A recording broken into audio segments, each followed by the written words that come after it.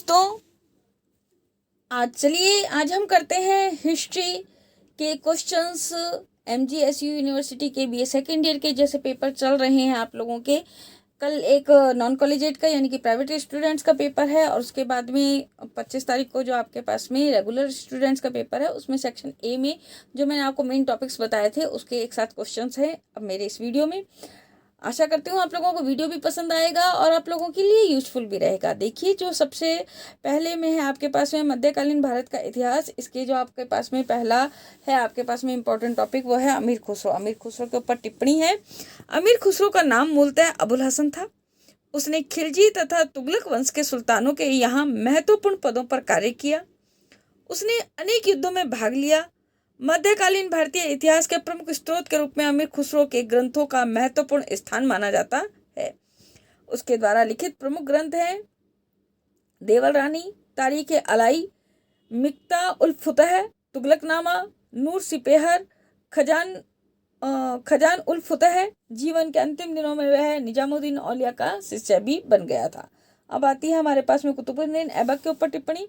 भारतवर्ष में ऐबक की उपलब्धियां एक विजेता की थी, परंतु वह अपने दिल और दिमाग की विशेषताओं के लिए समकालीन इतिहासकारों द्वारा सराहा गया है। न्यायप्रियता और सुरक्षा की भावना उसके राज्य की विशेषताएं थी। उसने कुब्तुल इस्लाम तथा ढाई दिन का झोपड़ा नामक 2 मस्जिदों का निर्माण भी करवाया। उसकी उदारता के कारण उसे लाख बख्श कहा जाता था। 1210 ईस्वी में पोलो खेलते समय घोड़े से गिरकर उसकी मृत्यु हो गई। उसकी सबसे बड़ी सफलता यह थी कि उसने गजनी से संबंध विच्छेद करके भारत को उसके प्रभुत्व से मुक्त कर दिया। अब आपके पास में जो तीसरा टॉपिक है वो है इल्तुतमिश का राजस्व सिद्धांत।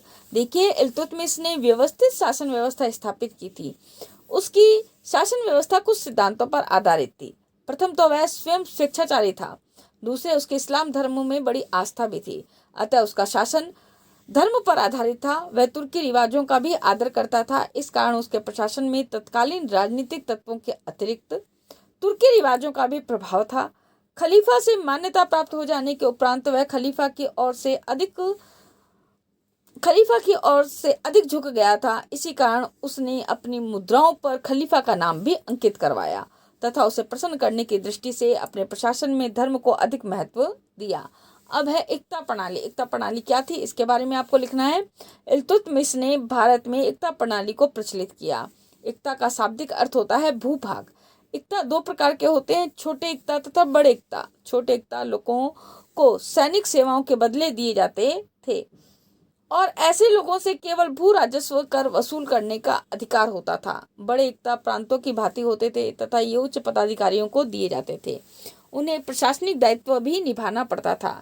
इसका यह उद्देश्य था कि विजित प्रदेशों पर नियंत्रण रखा जाए और सामंतशाही संस्थाओं का उन्मूलन किया जाए। अब आता है आपके पास में 5वां टॉपिक कृष्णदेव राय। 1500 ईस्वी में कृष्णदेव राय विजयनगर का शासक बना। उसकी गणना विजयनगर साम्राज्य के श्रेष्ठ शासकों में की जाती है। कृष्णदेव ने बीजापुर के सुल्तान यूसुफ आदिल शाह को पराजित किया।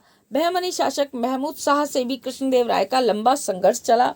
उसने वारंगल व उड़ीसा से युद्ध जीता। उसने तेलुगु में अमुक्त माल्थस नामक ग्रंथ लिखा। प्रसिद्ध विद्वान तेनालीराम इसी के दरबार में था। अब आता है आपके पास में 6ठा पॉइंट आता है जिहाद। जिहाद किसे कहते हैं?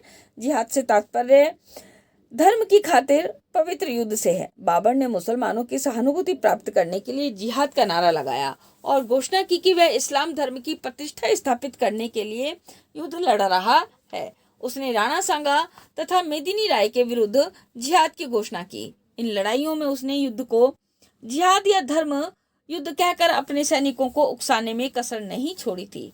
अब आता है आपके पास में 7वां पॉइंट तुलुगमा युद्ध पद्धति। तुलुगमा युद्ध पद्धति क्या है इसके ऊपर आपको छोटी टिप्पणी लिखनी है, तो इसका देखिए आप। तुलुगमा युद्ध प्रणाली में सामने की तरफ तोपें व गाड़ियां रखी जाती थीं। दाएं तथा बाएं घुड़सवार सेना रहती थी।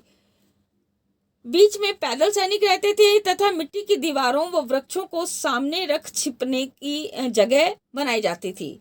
यह युद्ध प्रणाली बाबर अपने साथ लाया था। उसने तुलुगमा युद्ध प्रणाली का प्रयोग पानीपत के प्रथम युद्ध में किया था। अब है आपके पास में नूरजहां का योगदान, नूरजहां का योगदान शासन व्यवस्था में ये है। देखिए आपके पास में 8वां पॉइंट, इसको पढ़ते हैं। मुगल सम्राट जहांगीर से विवाह के कुछ वर्ष बाद ही नूरजहां ने अपना एक दल नूरजहां गुट संगठित कर लिया। मुगल दरबार की वैभव समृद्धि के लिए उसने सफल प्रयत्न किया। जहांगीर के काल में ललित कलाओं की जो अभिवृद्धि हुई उसका काफी श्रेय नूरजहां को जाता है। उसने साहित्यकारों एवं कलाकारों को पर्याप्त संरक्षण व प्रोत्साहन दिया। गहनतम राजनीति अथक शासन संबंधी समस्याओं पर अधिकारपूर्ण जानकारी प्राप्त करना उसके बाएं हाथ का खेल था। वह गंभीर और धैर्यवान थी। अब है आपके पास में 9वां पॉइंट, दीन ए इलाही के पतन के कारण। दीन ए इलाही के पतन के कारण देखिए, पहला है जो आपके पास में, अकबर ने दीन ए इलाही के प्रचार के लिए कोई प्रयत्न नहीं किया। अशोक की भांति उसने लोगों को प्रभावित करने के लिए किसी धर्माधिकारी की नियुक्ति नहीं की। ये पहला कारण बना दीन ए इलाही का। दूसरा है, दीन ए इलाही के प्रमुख सदस्यों में से अधिकांश अकबर के जीवन काल में ही काल के ग्रास हो चुके थे। जो बचे उन्होंने इस्लाम धर्म स्वीकार कर लिया। फिर था तीसरा, अकबर ने इसकी स्थापना देवी धर्म के रूप में नहीं की थी। उसकी सहिष्णुता की नीति ने लोगों को निष्क्रिय बना दिया था। अब आता है आपके पास में अष्टप्रधान। अष्टप्रधान क्या था, इसके ऊपर टिप्पणी लिखनी है आपको। शिवाजी ने केंद्रीय प्रशासन को सुचारू रूप से चलाने के लिए 8 अधिकारियों की नियुक्ति की जो अष्टप्रधान कहलाते थे। शिवाजी के अष्टप्रधान निम्नलिखित थे: पेशवा यानी कि प्रधानमंत्री, अमात्य यानी कि वित्त मंत्री, मंत्री, सचिव, सुमंत, सेनापति, पंडित राव और न्यायाधीश। अब आती है मनसबदारी प्रथा। अकबर का सैनिक संगठन पूर्णतया मनसबदारी पर आधारित था। मनसब का अर्थ है पद, स्थान या दर्जा। मनसबदारी का अर्थ शाही सेना में पदवी धारण करने वाले व्यक्ति होते थे। अकबर के साथ सबसे छोटा मनसबदार 10 और सबसे अधिक 10,000 अथवा 12,000 तक का होता था। मनसबदारों के 3 वर्ग थे: 1 से 400 तक वाले मनसबदार, 500 से 5,000 तक वाले मनसबदार उमराव तथा 3,000 व उससे ऊपर वाले मनसबदार उमराव ए अजान कहलाते थे। अब आता है आपके पास में जात और सवार। जात और सवार किसको कहते हैं? 1597 यानी कि 97 ईस्वी में, 1597 ईस्वी में अकबर ने सवार पद प्रारंभ किया। इससे पूर्व मनसब में केवल जन शब्द का प्रयोग किया जाता था। ब्लॉकमैन के अनुसार जात सैनिकों की उस संख्या को बताता है जो वास्तव में मनसबदार रखते थे। सीएम केराव का मत है कि जात पैदल और सवार घुड़सवारों की संख्या का परिचायक है। कुछ विद्वान जात को मनसबदार के सम्मान का पद सूचक मानते हैं और सवार से तात्पर्य नियमानुसार घुड़सवार रखने से मानते हैं। अब आता है आपके पास में उलेमा। मुस्लिम धर्म संबंधी शास्त्रों में विद्वता प्राप्त धर्माधिकारियों को उलेमा कहते थे। भारतीय मुसलमान उलेमा वर्ग में नहीं आते थे। अध्यापन एवं अध्ययन के साथ धर्म, न्याय एवं लेखन कार्य इनके प्रमुख कार्य क्षेत्र थे। अलाउद्दीन खिलजी व मोहम्मद तुगलक को छोड़कर सभी सुल्तान उलेमाओं के प्रति समर्पित थे। उलेमाओं के संकीर्ण धार्मिक विचारों ने सल्तनत को बहुसंख्यक हिंदुओं का विरोधी बना दिया। अब आता है आपके पास में मलिक काफूर। दिल्ली सल्तनत में अलाउद्दीन खिलजी के लिए दक्षिण भारत विजय करने का श्रेय मलिक काफूर को दिया जाता है। उसे सुल्तान ने नायब के सर्वोच्च शिखर पद पर नियुक्त किया था। उसने अलाउद्दीन खिलजी के लिए दक्षिण भारत के कई राज्यों पर विजय भी प्राप्त की थी। उसने 1306-7 में देवगिरी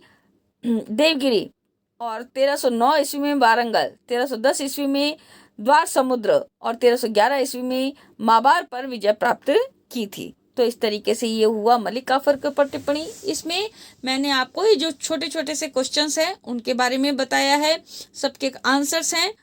अगर वीडियो अच्छा लगे तो प्लीज़ ज़्यादा से ज़्यादा शेयर कीजिए अपने दोस्तों को ताकि सभी के काम आ सके। आज के लिए धन्यवाद, नमस्कार। ऐसे ही